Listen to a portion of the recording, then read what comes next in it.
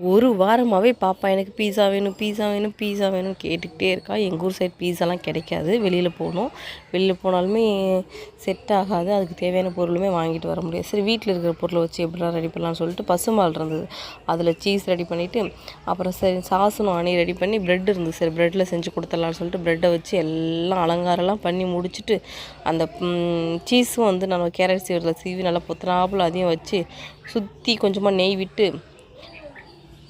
நெய் விட்டதுக்கு பிறகு கொஞ்சமாக ஃப்ளேமை வந்து ரொம்ப லோவாக வச்சுட்டு ஒரு லிட்டு போட்டு மூடிடுங்க. அது மெல்ட் ஆகி நல்லா வரும். மெல்ட் ஆகி வர்றது தெரியுதா பாருங்கள், நல்லா மெல்ட் ஆகி வரும். இன்னும் கொஞ்சம் நேரம் இருக்கணும். எனக்கு மொத்தமாகவே செஞ்சு முடிக்க ஒரு 8 நிமிஷம் ஆச்சு. எப்படி வருமோ என்னமோன்னு சொல்லிட்டு தான் செஞ்சேன். அது என்னமோ நல்லாவே வந்துருச்சு. நீங்களும் ட்ரை பண்ணி பாருங்கள். ரொம்ப சீஸியாக இருந்தது, கடையில் வாங்குறத விடவும் டேஸ்ட்டாக இருந்தது.